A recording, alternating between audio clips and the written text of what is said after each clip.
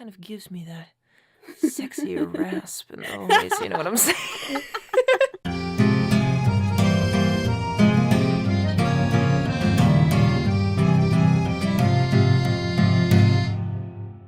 Hello, friends. Welcome back. I am joined again by... Jet. And you're so glad you're here, aren't you? No. But you know what? We're gonna do this thing. We're gonna do it. So, chapter 3 is really short, and I might try and combine this with 3.5. I might not. We'll see. But it also contains my favorite sentence in all of literature. Oh no. Oh, yeah. So let's just jump right in. It's short, it's sweet, it won't hurt too much. No.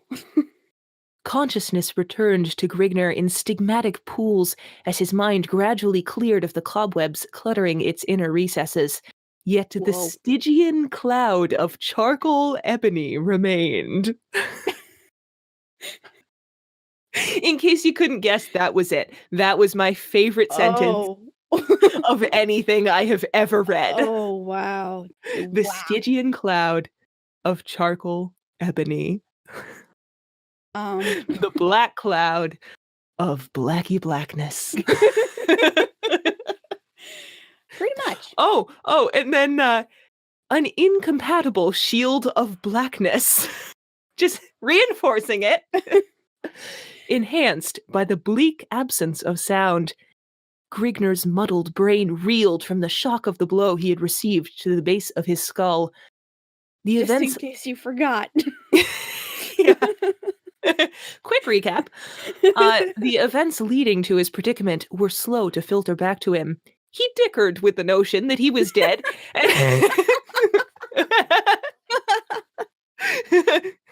And had descended or sunk, however it may be, to the shadowed land beyond the aperture of the grave, but rejected this hypothesis when his memory sifted back within his grips. This was not the land of the dead. It was something infinitely more precarious than anything the grave could offer. Death promised an infinity of peace, not the finite misery of an inactive life of confined torture, forever concealed from the life-bearing shafts of the beloved rising sun. The orb that had been before taken for granted, yet now cherished above all else. I ship it. To be forever used glimpses of the snow-capped summits of the land of his birth, never again to witness the thrill of plundering unexplored lands beyond the crest of a bleeding horizon, and perhaps worst of all, the denial to ever again encompass the lustful excitement of caressing the naked curves of the body of a trim young wench. Oh, no. Gotta love those trim wenches. This was indeed one of the buried chasms of hell concealed within the inner depths of the palace's despised interior, a fearful ebony chamber devised to drive to the brinks of insanity the minds of the unfortunately condemned through the inapt solitude of a limbo of listless, dreary silence. A limbo? End chapter 3. Wow. Just wow. So what did we learn? It's black. It's black and quiet. Very, very black. Very quiet. We learned about his passionate affair with the sun. Yes. Oh, that explains why he's on fire. That's it. That's it. We did it, guys. We did it out. It's official canon now, can't take it back.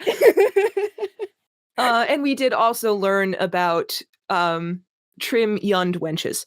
Right. So all in all, very short, but pretty productive. Yeah, pretty productive. That was very Yeah. Yep. Good job, everybody.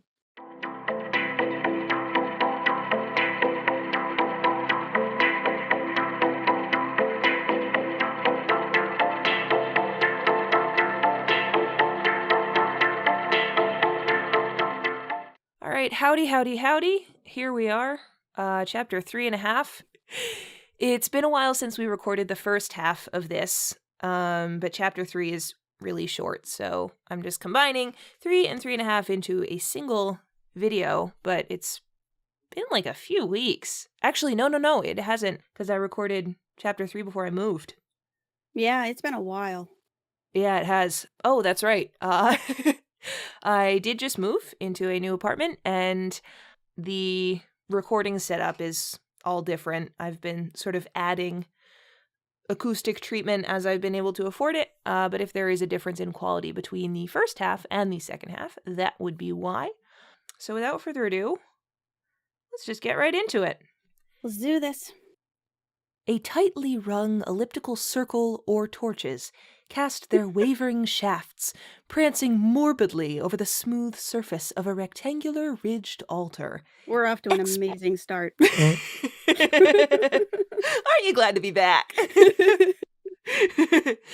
Expertly chiseled forms of grotesque gargoyles graced the oblique rim, protubrating the length of the grim... Protubrating the length of the grim orifice of death, staring forever ahead into nothingness, in complete ignorance of the bloody rites enacted in their presence. That is misspelled. I'm pronouncing it the best I can. Brown, flaking stains decorated the golden surface of the ridge surrounding the altar. Also, altar is misspelled. This is the second time it has been spelled with an E. Oh. Which banged to a small slit at the lower right-hand corner of the altar. Oh, good job. It's with an A this time. The slit stood above a crudely pounded pail, which had several silver-meshed chalices hanging at its sides. Dangling at the rim of golden mallet, the handle of which was engraved with images of twisted faces and groved at its far end with slots designed for a snug hand grip. It's groved. So many trees. So many. The head of the mallet was slightly larger than a clenched fist and shaped into a smooth oval mass.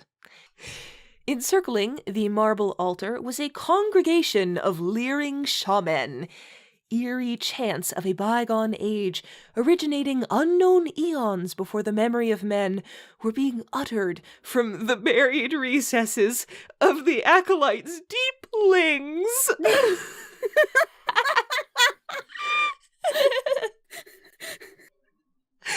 Orange paint. Orange paint was smeared in generous globules over the tops of Fu priests' wrinkled, shaven scalps, while golden rings projected from the lobes of their pink ears. Ornate robes of luxuriant purple satin enclosed their bulging torsos, attached around their waists with silvered silk lashes latched with ebony buckles in the shape of morose, misshaped skulls. I'm just picturing this skull that's just kind of like, aww. Aw, beans. That was a lot to devote to explaining. That was almost half of chapter 3.5, and we are not yet done with the description. Wow. Dangling around their necks were oval-fashioned medallions held by thin gold chains, featuring in their centers blood-red rubies which resembled, prepare yourself, crimson fetish eyeballs. What?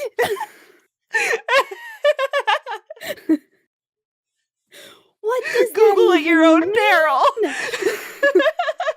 I'm not Googling that. Cushioning their bare feet were plush red felt slippers with pointed golden spikes projecting from their tips. What? Situated in front of the altar and directly adjacent to the copper pail was a massive jade idol, a misshaped, hideous bust of the shaman's pagan deity. The shimmering green idol was placed in a sitting posture on an ornately carved golden throne raised upon a round, dvory-plated, once again misspelled, dais. Its bulging arms and webbed hands resting on the padded arms of the seat.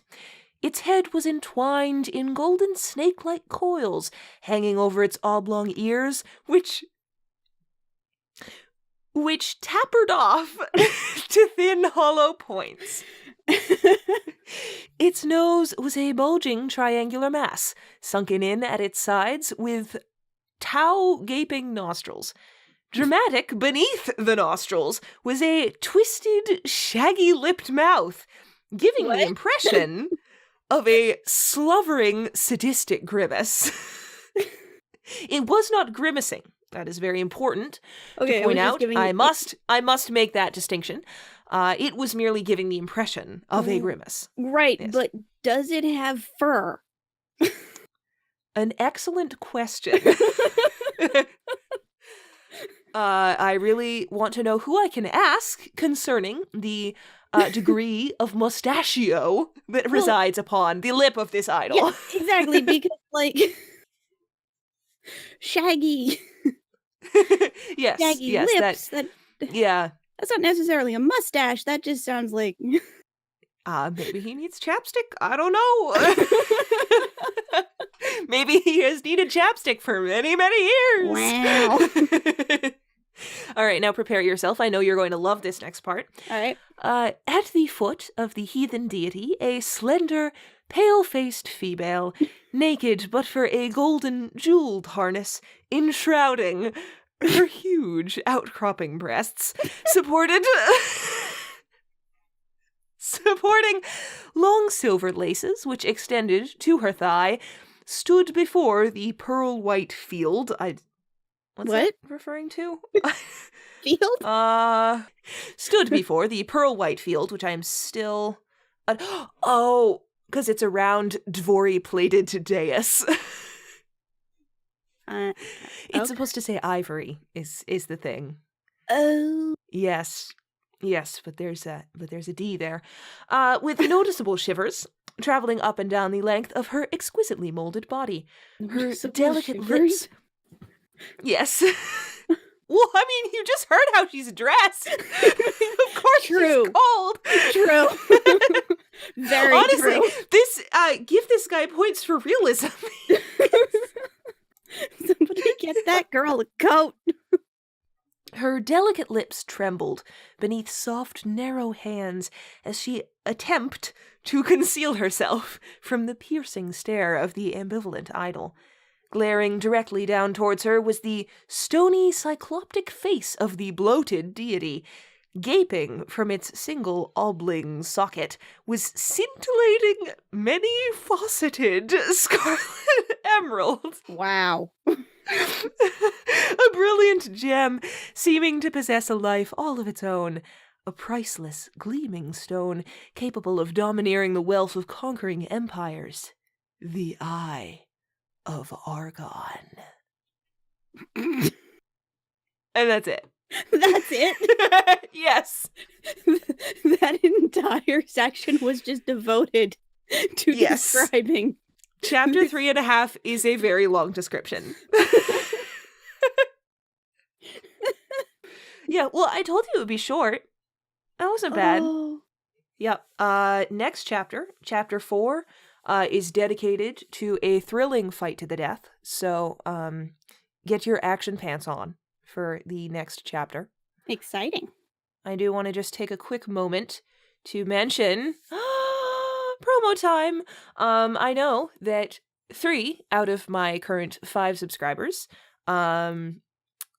know me because of this project, so this is very pointless because the other 2 subscribers are you and my alternate account.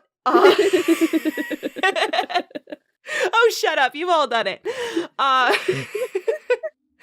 But I am currently part of a fandub of an anime called Happy Sugar Life. Episode 1 is already up. and episode 2 should be out soon. I'm a pretty minor role. I am the scary aunt, but I'm having a ton of fun, and it's really great. They're doing a really good job with it, so go check it out, you and myself. Absolutely. But just a quick warning, if you aren't familiar with Happy Sugar Life, the name is very deceiving.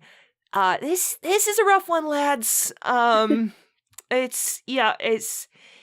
It's pretty intense. Maybe just like look it up before you go there. Like it's yeah. Check it out at your own risk, but if you feel comfortable, check it out because it is really good. And that's it. I would second that call to go check out the series because it is amazing. Yeah, I'll link that down in the description. Just in case anybody happens to come across this who has not already seen that. Funny story. It actually, there were a lot of kind of upset comments on the video that were a little odd, saying how disappointing it was and how it sounded like an unofficial fan dub at best.